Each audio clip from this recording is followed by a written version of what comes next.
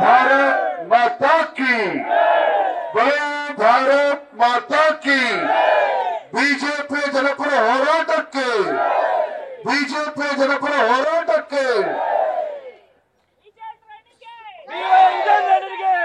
ಜನಾಕ್ರೋಶ ಯಾತ್ರೆಯನ್ನ ತಾಯಿ ಚಾಮುಂಡೇಶ್ವರಿಯಲ್ಲಿ ಪೂಜೆನ ಸಲ್ಲಿಸಿ ಮೈಸೂರಿನಿಂದ ಇವತ್ತು ಪ್ರಾರಂಭ ಮಾಡಿದ್ದೇವೆ. ನಮ್ಮ ಕೇಂದ್ರದ ಸಚಿವರಾಗಿರ್ತಕ್ಕಂಥ ಪ್ರಹ್ಲಾದ್ ಜೋಶಿಜಿಯವರು ಈ ನಮ್ಮ ಜನಾಕ್ರೋಶ ಯಾತ್ರೆಯನ್ನ ಉದ್ಘಾಟನೆ ಮಾಡಿದ್ದಾರೆ. ಪ್ರತಿಪಕ್ಷದ ನಾಯಕರುಗಳು, ಬಿಜೆಪಿ ಎಲ್ಲ ನಮ್ಮ ಶಾಸಕರು, ಸಂಸದರು, ಎಲ್ಲ ಪಕ್ಷದ ಹಿರಿಯ ಮುಖಂಡರು ಇವತ್ತು ಈ ಜನಾಕ್ರೋಶ ಯಾತ್ರೆಯಲ್ಲಿ ಭಾಗವಹಿಸಿದ್ದಾರೆ. ಪತ್ರಿಕಾ ಹಾಗೂ ಮಾಧ್ಯಮದ ಸ್ನೇಹಿತರು ಕೂಡ ಇವತ್ತು ನಮ್ಮ ಸಭೆಯಲ್ಲಿದ್ದಾರೆ. ನಿಮ್ಗೆಲ್ಲ ಆಶ್ಚರ್ಯ ಆಗಿರಬಹುದು, ಏನಪ್ಪ ಬಿಜೆಪಿಯವರು ಬೀದಿಗಿಳಿದು ಬಿಟ್ಟಿದ್ದಾರಲ್ಲ, ಹೋರಾಟ ಮಾಡ್ತಾ ಇದ್ದಾರೆ, ಇನ್ನೇನು ಚುನಾವಣೆಗಳೇನಾದ್ರು ಘೋಷಣೆ ಆಗ್ತಾ ಇದೆ ಅಂತ ನಿಮ್ಗೆ ಆಶ್ಚರ್ಯ ಆಗ್ತಾ ಇರ್ಬೋದು. ಚುನಾವಣೆಗಳೇನಾದ್ರು ಬರ್ತಾ ಇದೆಯಾ, ವಿಧಾನಸಭಾ ಚುನಾವಣೆ ಅಂತ ನಿಮ್ಗೆ ಆಶ್ಚರ್ಯ ಆಗ್ತಾ ಇರ್ಬೋದು. ಬಂಧುಗಳೇ, ಯಾವುದು ಚುನಾವಣೆಗಳು ಘೋಷಣೆ ಆಗ್ತಾ ಇಲ್ಲ. ಚುನಾವಣೆ ಬಂದಾಗ ಮಾತ್ರ ಹೋರಾಟ ಮಾಡ್ತಕ್ಕಂಥ, ಬೂಟಾಟಿಕೆ ಮಾಡ್ತಕ್ಕಂಥ, ಕಪಟ ನಾಟಕ ಆಡ್ತಕ್ಕಂಥ ಪಾರ್ಟಿ ಯಾವುದು ಅಂತ ಹೇಳಿದ್ರೆ ಅದು ಕಾಂಗ್ರೆಸ್ ಪಾರ್ಟಿ. ಕಾಂಗ್ರೆಸ್ ಪಾರ್ಟಿ ಇದೇ ಕಳೆದ ವಿಧಾನಸಭಾ ಚುನಾವಣೆ ಸಂದರ್ಭದಲ್ಲಿ ಮೇಕೆದಾಟು ಪಾದಯಾತ್ರೆ ಮಾಡಿದ್ರು. ಅಧಿಕಾರ ಬಂದ್ಮೇಲೆ ಎಲ್ಲವೂ ಕೂಡ ಮರ್ತೋಯ್ತು. ಅನೇಕ ಹೋರಾಟಗಳನ್ನು ಮಾಡಿದ್ರು, ಎಲ್ಲವೂ ಕೂಡ ಮರ್ತೋಯ್ತು. ಅಧಿಕಾರಕ್ಕೆ ಬಂದ ಮೇಲೆ ಭಾರತೀಯ ಜನತಾ ಪಾರ್ಟಿ ಇವತ್ತು ಜನಾಕ್ರೋಶ ಯಾತ್ರೆಯನ್ನ, ಜನಾಕ್ರೋಶ ಹೋರಾಟವನ್ನ ಯಾತಕ್ಕೋಸ್ಕರ ಮಾಡ್ತಾ ಇದ್ವಿ ಅಂತ ಹೇಳಿದ್ರೆ, ರಾಜ್ಯದಲ್ಲಿ ಇವತ್ತು ಕಾಂಗ್ರೆಸ್ ಪಕ್ಷ ಅಧಿಕಾರಕ್ಕೆ ಬರುವ ಮುಂಚಿತವಾಗಿ ಅನೇಕ ಭರವಸೆಗಳನ್ನು ಕೊಟ್ಟಿದ್ರು. ರಾಮರಾಜ್ಯವನ್ನ ಮಾಡ್ತೇವೆ, ರಾಜ್ಯದಲ್ಲಿ ಅಭಿವೃದ್ಧಿ ಮಾಡ್ತೇವೆ ಅಂತೇಳಿ ಭರವಸೆಗಳನ್ನ ಕೊಟ್ಟು ಸರ್ಕಾರ ಬಂದು 20 ತಿಂಗಳು ಕಳೆದರೂ ಕೂಡ ಇವತ್ತಿಗೂ ಕೂಡ ಒಂದೇ ಒಂದು ಜನಪರ ಯೋಜನೆಗಳನ್ನ ಘೋಷಣೆ ಮಾಡಿಲ್ಲ, ಜಾರಿ ಮಾಡಿಲ್ಲ. ನಾನು ವೇದಿಕೆ ಮೂಲಕ ರಾಜ್ಯದ ಮುಖ್ಯಮಂತ್ರಿಗಳಿಗೆ ಒಂದು ಮಾತನ್ನು ಹೇಳಲಿಕ್ಕೆ ಇಷ್ಟಪಡ್ತೇನೆ. ಮಾನ್ಯ ಮುಖ್ಯಮಂತ್ರಿ ಸಿದ್ದರಾಮಯ್ಯನವರೇ, ಎಷ್ಟು ದಿನ ಅಧಿಕಾರ ನಡೆಸಿದ್ರು ಅನ್ನೋದು ಮುಖ್ಯ ಅಲ್ಲ, ಎಷ್ಟು ದಿನ ಮುಖ್ಯಮಂತ್ರಿಗಳ ಕುರ್ಚಿನಲ್ಲಿ ಕೂತು ದರ್ಬಾರ್ ಮಾಡಿದ್ದೇನೆ ಅದು ಮುಖ್ಯ ಅಲ್ಲ. ಆ ಮುಖ್ಯಮಂತ್ರಿ ಸ್ಥಾನದಲ್ಲಿ ಕೂತ್ಕೊಂಡು ಎಷ್ಟು ಬಜೆಟ್, 16 ಬಜೆಟ್ ಮಂಡನೆ ಮಾಡಿದ್ದೀನಿ ಅಂತ ಹೇಳಿದ್ರೆ ಎಷ್ಟು ಬಜೆಟ್ ಮಂಡನೆ ಮಾಡಿದ್ರಿ ಅನ್ನೋದು ಮುಖ್ಯ ಅಲ್ಲ. ಮಾನ್ಯ ಸಿದ್ದರಾಮಯ್ಯನವರೇ, 16 ಬಜೆಟ್ ಮಂಡನೆ ಮಾಡಿ ರಾಜ್ಯದ ಮುಖ್ಯಮಂತ್ರಿ ಸ್ಥಾನದಲ್ಲಿ ಇದ್ರೂ ಸಹ ರಾಜ್ಯದ ಜನರಿಗೆ ಏನು ಕೊಡುಗೆಯನ್ನು ಕೊಟ್ಟಿದ್ದಾರೆ, ಇದು ರಾಜ್ಯದ ಜನ ಪ್ರಶ್ನೆ ಮಾಡ್ತಾ ಇದ್ದಾರೆ. ಏನು ಅಭಿವೃದ್ಧಿ ಕೆಲಸ ಕಾರ್ಯಗಳನ್ನ ಮಾಡಿದ್ದೀರಿ ನೀವು ಮುಖ್ಯಮಂತ್ರಿಗಳೇ, ಇದು ರಾಜ್ಯದ ಜನ ಕೇಳ್ತಾ ಇದ್ದಾರೆ. ಮುಖ್ಯಮಂತ್ರಿಗಳಾಗಿ ತಮ್ಮ ಸ್ವಕ್ಷೇತ್ರ ಮೈಸೂರು ಜಿಲ್ಲೆ ಎಷ್ಟು ಕೋಟಿ ಅನುದಾನ ಕೊಟ್ರೆ, ಅನುದಾನ ಕೊಡ್ಲಿಲ್ಲ ಮೈಸೂರು ಜಿಲ್ಲೆ ಅಭಿವೃದ್ಧಿಗೋಸ್ಕರ. ಅದೇ ಹಿಂದೆ ಭಾರತೀಯ ಜನತಾ ಪಾರ್ಟಿ ಅಧಿಕಾರದಲ್ಲಿದ್ದಾಗ, ಯಡಿಯೂರಪ್ಪರು ಮುಖ್ಯಮಂತ್ರಿಗಳಿದ್ದಾಗ ಸಾವಿರಾರು ಕೋಟಿ ರೂಪಾಯಿ ಅನುದಾನ ಮೈಸೂರು ಜಿಲ್ಲೆ ಕೊಟ್ಟಿದ್ದಾರೆ, ಇವಾಗ ಕೊಟ್ಟಿದ್ದಾರೆ. ಪಕ್ಕದ ಚಾಮರಾಜನಗರ ಜಿಲ್ಲೆಗೆ ಕೆರೆಗಳಿಗೆ ನೀರು ತುಂಬಿಸ್ತಕ್ಕಂಥ ಕೆಲಸ ಮಾಡಿದ್ರು. ಆಗ ಪಾಪ ಸಿದ್ದರಾಮಯ್ಯನವರು 16 ಬಜೆಟ್ ಮಂಡನೆ ಮಾಡಿದ್ರು ಸಹ ರಾಜ್ಯಕ್ಕೂ ಏನು ಅಭಿವೃದ್ಧಿ ಕೆಲಸ ಕಾರ್ಯಕ್ರಮಗಳನ್ನ ಕೊಡ್ಲಿಲ್ಲ. ಮೈಸೂರು ಜಿಲ್ಲೆ, ಚಾಮರಾಜನಗರ ಜಿಲ್ಲೆಗೂ ಕೂಡ ಯಾವುದೇ ಅನುದಾನವನ್ನ ಕೊಡ್ಲಿಲ್ಲ. ನಿಮ್ಮ ಕಾಂಗ್ರೆಸ್ ಸರ್ಕಾರ, ನಿಮ್ಮ ಜನವಿರೋಧಿ ಕಾಂಗ್ರೆಸ್ ಸರ್ಕಾರ ರಾಜ್ಯದ ಜನರ ಪಾಲಿಗೆ ಬದುಕಿದ್ದು ಕೂಡ ಸತ್ತ ಹಾಗೆ, ಬದುಕಿದ್ದು ಕೂಡ ಸತ್ತ ಹಾಗೆ ಇವತ್ತು ಕಾಂಗ್ರೆಸ್ ಸರ್ಕಾರ. ಬೆಲೆ ಏರಿಕೆ, ಹಾಲಿನ ದರವನ್ನು ಜಾಸ್ತಿ ಮಾಡಿದ್ರು. ಪಾಪ ಬಡವರ ಮನೆಯಲ್ಲಿ ಅರ್ಧ ಲೀಟರ್ 1 ಲೀಟರ್ ಹಾಲು ತೆಗೆದುಕೊಂಡು ತನ್ನ ಮಕ್ಕಳಿಗೆ ಪೌಷ್ಟಿಕ ಆಹಾರ ಕೊಡಬೇಕು ಅಂತೇಳಿ 1 ಲೀಟರ್ ಹಾಲು ತಗೋಬೇಕು ಅಂತ ಹೇಳಿದ್ರು ಕೂಡ 9 ರೂಪಾಯಿ ಜಾಸ್ತಿ ಆಗಿದೆ ಕಳೆದ 20 ತಿಂಗಳಲ್ಲಿ. ಪೆಟ್ರೋಲ್ ಡೀಸೆಲ್ ಈ ಸರ್ಕಾರ ಬಂದರೆ 700 ರೂಪಾಯಿ ಜಾಸ್ತಿ ಆಗಿದೆ. ಅದರ ಪರಿಣಾಮವಾಗಿ ಇವತ್ತು ಅಗತ್ಯ ವಸ್ತುಗಳ ಬೆಲೆ ಗಗನಕ್ಕೇರಿದೆ. ಮಾರ್ಕೆಟ್ಗೆ ಹೋಗಿ ತರಕಾರಿ ತೆಗೆದುಕೊಳ್ಬೇಕು ಅಂತ ಹೇಳಿದ್ರು ಕೂಡ ಕಣ್ಣಲ್ಲಿ ನೀರು ಬರ್ತದೆ. ಬಡ ಹೋಗಿ ಮಾರ್ಕೆಟ್ ತರಕಾರಿ ತರಬೇಕು ಅಂತ ಕಣ್ಣಲ್ಲಿ ನೀರು ಬರ್ತದೆ.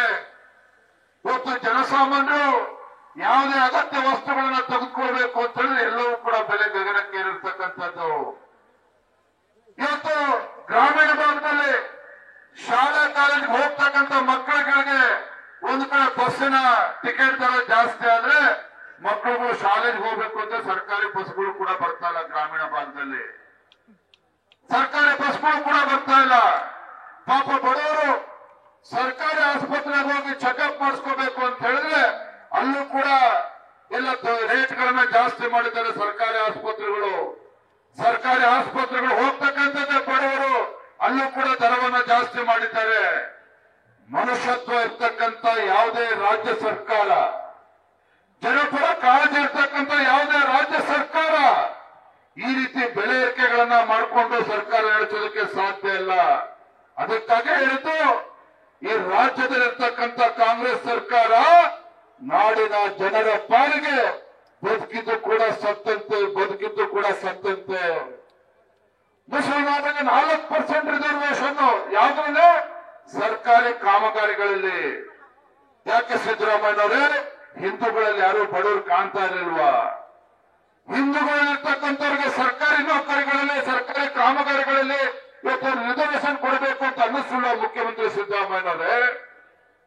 ಯಾವ ಸಿದ್ದರಾಮಯ್ಯನವರು ಅಧಿಕಾರಕ್ಕೆ ಬರುವ ಮುನ್ನ ಅಹಿಂದ ಅಹಿಂದ ಅಹಿಂದ ಅಂತ ಭಾಷಣ ಮಾಡ್ತಾ ಇದ್ದಕ್ಕೋ ರಾಜ್ಯದಲ್ಲಿ ಅಧಿಕಾರಕ್ಕೆ ಬಂದು ಮುಖ್ಯಮಂತ್ರಿಗಳ ಕುರ್ಚಿ ಕೂತ ನಂತರದಲ್ಲಿ ಹಿಂದುಳಿದ ಸಮಾಜಗಳು ಎಲ್ಲವನ್ನೂ ಕೂಡ ಮರ್ತು ಬಿಟ್ರೆ. ವಾಲ್ಮೀಕಿ ಸಮಾಜವನ್ನ ಮರ್ತ್ರೆ, ನೇಕಾರ ಸಮಾಜವನ್ನ ಮರ್ತ್ರೆ, ಇವತ್ತು ಮೀನುಗಾರ ಸಮಾಜವನ್ನ ಮರ್ತ್ರೆ, ಇವತ್ತು ಸವಿತಾ ಸಮಾಜವನ್ನ ಮರ್ತ್ರೆ, ಮಡಿವಾಳ ಸಮಾಜವನ್ನು ಕೂಡ ಮರ್ತ್ರೆ. ರಾಜ್ಯದಲ್ಲಿನ ಎಲ್ಲ ಹಿಂದುಳಿದ ಸಮಾಜಗಳನ್ನು ಕೂಡ ಕೈಬಿಟ್ಟು ನೀವು ಯಾವುದೇ ಒಂದು ಯೋಜನೆಗಳನ್ನ ಕೊಡ್ಲಿಲ್ಲ. ಎಸ್ಸಿಪಿಟಿ, ಎಸ್ಸಿಪಿ, ಎಸ್ಪಿಟಿ ಕಾರಣ ಯಾವ ಹಣ ರಾಜ್ಯದಲ್ಲಿ ಪರಿಷ್ಠ ಜಾತಿ ಪರಿಷ್ಠ ಪಂಗಡಗಳ ಸಾಮಾಜಿಕ ಶೈಕ್ಷಣಿಕ ಅಭಿವೃದ್ಧಿಗೋಸ್ಕರ ಹಣವನ್ನು ಕೊಡಬೇಕಾಗಿತ್ತು. ಇವತ್ತು ಸಿದ್ದರಾಮಯ್ಯನವರು ಎಲ್ಲ ಹಣವನ್ನ 38,000 ಕೋಟಿ ಹಣವನ್ನ ಇವತ್ತು ಬೇರೆ ಕಡೆಗೆ ವರ್ಗಾವಣೆ ಮಾಡಿ ದುರುಪಯೋಗ ಆಗಿರ್ತಕ್ಕಂಥದ್ದು ಕೂಡ ನಾವು ನೋಡ್ತಾ ಇದ್ದೇವೆ. ಹಾಗಾಗಿ ಮಾನ್ಯ ಸಿದ್ದರಾಮಯ್ಯನವರೇ, ನೀವು ಅಹಿಂದ ನಾಯಕರಲ್ಲ, ರಾಜ್ಯದಲ್ಲಿ ಹಿಂದುಳಿದ ವರ್ಗಗಳ ನಾಯಕರಲ್ಲ, ರಾಜ್ಯದ ಪರಿಷ್ಠ ಜಾತಿ ಪರಿಷ್ಠ ಪಂಗಡಗಳ ಸಮಾಜಕ್ಕೆ ನ್ಯಾಯ ಕೊಡ್ತಕ್ಕಂಥ ನಾಯಕರಲ್ಲ, ಕೇವಲ ಮುಸಲ್ಮಾನರಿಂದ ಹೊರಟಿರ್ತಕ್ಕಂಥ ಒಂದು ಅಲ್ಪಸಂಖ್ಯಾತ ನಾಯಕ ಕೊಟ್ಟಿದ್ದಾರೆ ಹೊರತು ಇವತ್ತು ನಿಮ್ಮಿಂದ ರಾಜ್ಯದಲ್ಲಿ ಅಭಿವೃದ್ಧಿ ಕಾಣೋದಕ್ಕೆ ಸಾಧ್ಯ ಇಲ್ಲ, ಅಭಿವೃದ್ಧಿ ಕಾಣೋದಕ್ಕೆ ಸಾಧ್ಯ ಇಲ್ಲ. ಇವತ್ತು ಸರ್ಕಾರ ಬಂದು 20 ತಿಂಗಳಲ್ಲಿ ಇಂಥ ದರಿದ್ರ ಸರ್ಕಾರ ನಾವು ಯಾತಕ್ಕೋಸ್ಕರ ಗೆಲ್ಸಿದ್ದೇವೆ ಅಂತ ಹೇಳಿ ಜನಸಾಮಾನ್ಯರು ಇವತ್ತು ಆಕ್ರೋಶವನ್ನು ವ್ಯಕ್ತಪಡಿಸ್ತಾ ಇದ್ದಾರೆ ಕಾಂಗ್ರೆಸ್ ಸರ್ಕಾರದ ವಿರುದ್ಧ, ಮುಖ್ಯಮಂತ್ರಿಗಳ ವಿರುದ್ಧ. ಅದಕ್ಕೋಸ್ಕರ ಇವತ್ತು ಜನಾಕ್ರೋಶ ಯಾತ್ರೆಯನ್ನು ಇವತ್ತು ಮೈಸೂರಿನಿಂದ ನಾವು ಪ್ರಾರಂಭ ಮಾಡಿದ್ದೇವೆ. ರಾಜ್ಯದ ಮುಖ್ಯಮಂತ್ರಿಗಳು, ಉಪಮುಖ್ಯಮಂತ್ರಿಗಳು, ಸಚಿವರು ಜಿಲ್ಲೆಗಳಿಗೆ ಪ್ರವಾಸ ಹೋಗೋದಿಲ್ಲ, ಹಳ್ಳಿಗಳಿಗೆ ಪ್ರವಾಸ ಹೋಗೋದಿಲ್ಲ. ರಾಜ್ಯದ ಜನರ ಪರಿಸ್ಥಿತಿ ಏನು ಅಂತ ಹೇಳಿ ಅರ್ಥ ಮಾಡ್ಕೊಳ್ಳೋದಕ್ಕೆ ರಾಜ್ಯ ಸುತ್ತಕ್ಕೂ ಹೋಗ್ತಾ ಇಲ್ಲ. ಬೆಂಗಳೂರು ವಿಧಾನಸೌಧದಲ್ಲಿ ಎಸಿ ರೂಮಲ್ಲಿ ಕೂತ್ಕೊಂಡು ಅಧಿಕಾರ ಮಜಾ ಮಾಡ್ತಾ ಇದ್ದಾರೆ ಹೊರತು ಜನಪರ ಕಾಳಜಿ ಯಾವುದು ಕೂಡ ಸರ್ಕಾರಕ್ಕಿಲ್ಲ. ಅದಕ್ಕೋಸ್ಕರ ಭಾರತೀಯ ಜನತಾ ಪಾರ್ಟಿ ಚುನಾವಣೆಗಳು ಬರ್ತದೆ, ಚುನಾವಣೆಗಳು ಹೋಗ್ತದೆ. ಅದೊಂದು ವಿರೋಧ ಪಕ್ಷವಾಗಿ ಭಾರತೀಯ ಜನತಾ ಪಾರ್ಟಿಯ ಜವಾಬ್ದಾರಿ ಇದೆ. ಇಂಥ ಲಜ್ಜೆಗೆಟ್ಟ ಕಾಂಗ್ರೆಸ್ ಸರ್ಕಾರಕ್ಕೆ, ಇಂಥ ಜನವಿರೋಧಿ ರಾಜ್ಯದ ಮುಖ್ಯಮಂತ್ರಿಗಳಿಗೆ, ಇಂಥ ಜನವಿರೋಧಿ ರಾಜ್ಯ ಕಾಂಗ್ರೆಸ್ ಸರ್ಕಾರಕ್ಕೆ ಇವರನ್ನ ಬೆತ್ತಲ ಮಾಡಬೇಕು. ಇವರ ನೈಜ ಮುಖವನ್ನ ರಾಜ್ಯದ ಜನತೆಗೆ ತೋರಿಸಬೇಕು. ಇವರು ಜನಪರ ಒಳ್ಳೆ ಕೆಲಸ ಮಾಡಬೇಕು ಅಂತ ಬಂದಿಲ್ಲ. ಜನರ ದುಡ್ಡನ್ನ ಲೂಟಿ ಮಾಡಿ ಕಾಂಗ್ರೆಸ್ ಪಕ್ಷದ ಹೈಕಮಾಂಡ್ಗೆ ಎಟಿಎಂ ಮಾಡೋದಕ್ಕೋಸ್ಕರ ಇವತ್ತು ಕರ್ನಾಟಕದಲ್ಲಿ ಸರ್ಕಾರದಲ್ಲಿ ಅಧಿಕಾರಕ್ಕೆ ಬಂದಿದ್ದಾರೆ. ನಾವು ಒಂದು ಮಾತನ್ನು ಮುಗಿಸ್ತೇನೆ. ಹಿಂದೆ ಬಿಜೆಪಿ ಸರ್ಕಾರ ಇದ್ದಾಗ, ಯಡಿಯೂರಪ್ಪ ಅವರು ಮುಖ್ಯಮಂತ್ರಿಗಳಿದ್ದಾಗ ಇದೇ ಬಂಡೀಪುರ ಅಭಯಾರಣ್ಯ ಅಲ್ಲಿ ರಾತ್ರಿ ಹೊತ್ತು ವಾಹನಗಳು ಓಡಾಡಿದ್ರೆ ಅಲ್ಲಿ ಪ್ರಾಣಿಗಳಿಗೆ ಸಂಕಷ್ಟಕ್ಕೆ ಸಿಲುಕಾಕೊಳ್ತವೆ, ಪ್ರಾಣಿಗಳು ಸಾಯ್ತವೆ. ಆ ಪ್ರಾಣಿಗಳಿಗೆ ತೊಂದರೆ ಆಗಬಾರ್ದು, ಹಾಗಾಗಿ ರಾತ್ರಿ ಹೊತ್ತು ವಾಹನಗಳ ಓಡಾಡುವುದ ನಿಷೇಧವನ್ನ ಇಂದಿನ ಬಿಜೆಪಿ ಸರ್ಕಾರ ಮಾಡಿತು.